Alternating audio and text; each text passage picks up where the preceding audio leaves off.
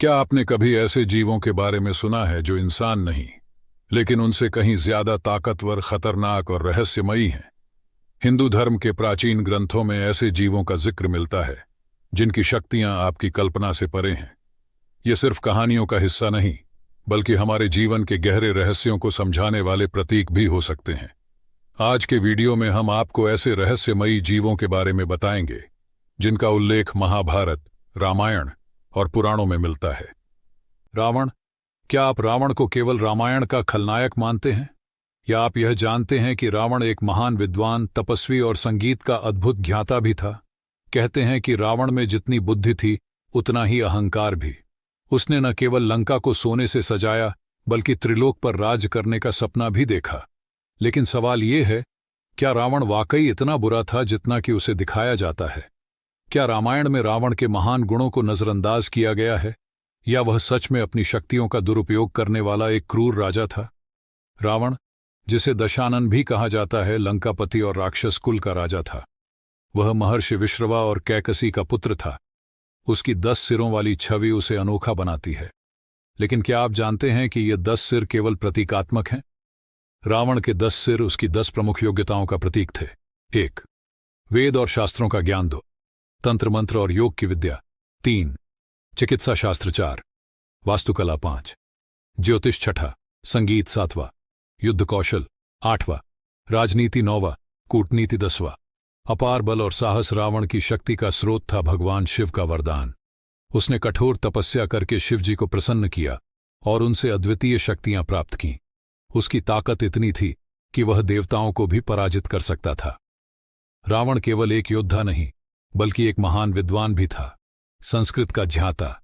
रावण ने कई ग्रंथों की रचना की, जिनमें रावण संहिता और शिव तांडव स्तोत्र प्रमुख हैं। संगीत का महारथी। रावण वीणा का अद्भुत वादन करता था। कहते हैं कि उसका संगीत भगवान शिव को भी प्रभावित करता था। वास्तुकला। रावण ने लंका को सोने से सजाया और इसे दुनिया की सबसे उन्नत नगरी बनाया। लेकिन उसकी महानता के साथ साथ उसकी कमजोरी भी थी, उसका अहंकार। उसने अपनी शक्ति और ज्ञान का उपयोग कई बार गलत उद्देश्यों के लिए किया। रावण के अंत का सबसे बड़ा कारण यह था। रावण का सबसे बड़ा अपराध था देवी सीता का हरण। लेकिन क्या आप जानते हैं कि यह घटना केवल एक अपहरण नहीं, बल्कि उसके जीवन के पतन की शुरुआत थी? रावण ने सीता का हरण करके न केवल भगवान राम को चुनौती दी, बल्कि अपने अंत को भी आमंत्रित किया। सीता को पाने की उसकी लालसा और अपने बल का अहंकार उसे अंधा बना चुका था।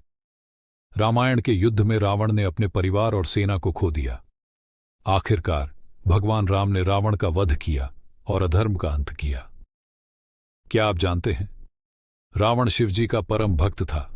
उसने शिवलिंग को लंका लाने की कोशिश की थी, लेकिन भगवान गणेश ने उसे छल रोक दिया। रावण का भाई विभीषण धर्म का पक्षधर था और उसने राम का साथ दिया। रावण का वध हुआ तो भगवान राम ने लक्ष्मण को उसके पास जाकर ज्ञान लेने को कहा, क्योंकि रावण जैसे विद्वान बहुत कम होते हैं। रावण केवल बुराई का प्रतीक नहीं, बल्कि अच्छाई और बुराई का मिश्रण था। रावण की कहानी हमें यह सिखाती है कि शक्ति और ज्ञान अगर अहंकार और लालच के साथ मिल जाएं तो विनाश का कारण बन सकते हैं। रावण महान था, लेकिन उसके अंदर की कमियां उसकी महानता पर भारी पड़ीं। तो क्या हम रावण को केवल खलनायक मान सकते हैं, या उसे उसकी महानता के लिए भी याद करना चाहिए? यह सवाल आज भी प्रासंगिक है। तो दोस्तों, आपको क्या लगता है, क्या रावण केवल एक खलनायक था, या वह एक मिसअंडरस्टूड महानायक था? अपनी राय हमें कमेंट में जरूर बताएं। अश्वत्थामा। क्या आपने कभी सुना है एक ऐसे योद्धा के बारे में जो हजारों सालों से जीवित है? वह योद्धा जो महाभारत के युद्ध में लड़ते लड़ते आज तक अपने कर्मों का फल भोग रहा है। कहते हैं अश्वत्थामा द्रोणाचार्य का पुत्र महाभारत के युद्ध के बाद से आज तक पृथ्वी पर भटक रहा है। उसके माथे पर भगवान कृष्ण द्वारा दिया गया श्राप उसकी पहचान बन चुका है। लोगों का दावा है कि उन्होंने अश्वत्थामा को भारत के जंगलों, प्राचीन मंदिरों और निर्जन स्थानों में देखा है। पर सवाल ये है, क्या अश्वत्थामा वाकई अमर है, या यह सिर्फ एक कहानी है जो पीढ़ी दर पीढ़ी सुनाई जा रही है? आज हम आपको बताएंगे अश्वत्थामा के रहस्य से जुड़ी अनसुनी बातें। वीडियो को अंत तक देखिए, क्योंकि यह कहानी आपको सोचने पर मजबूर कर देगी। अश्वत्थामा, द्रोणाचार्य और कृपि के पुत्र, महाभारत के सबसे वीर और कुशल योद्धाओं में से एक थे। उन्हें भगवान शिव का अवतार भी माना जाता है। उनके माथे पर चमकता हुआ मणि उनकी शक्तियों का प्रतीक था। महाभारत के युद्ध में उन्होंने पांडवों के खिलाफ लड़ाई लड़ी, लेकिन जब कौरव सेना हार गई तो अश्वत्थामा ने पांडवों को खत्म करने की ठान ली। क्रोध और बदले की आग में जलते हुए उन्होंने पांडवों के शिविर में घुसकर 5 भाइयों की हत्या कर दी। लेकिन वह नहीं जानते थे कि वे असल में द्रौपदी के 5 पुत्र थे। इस घटना ने उनके जीवन को बदल कर रख दिया।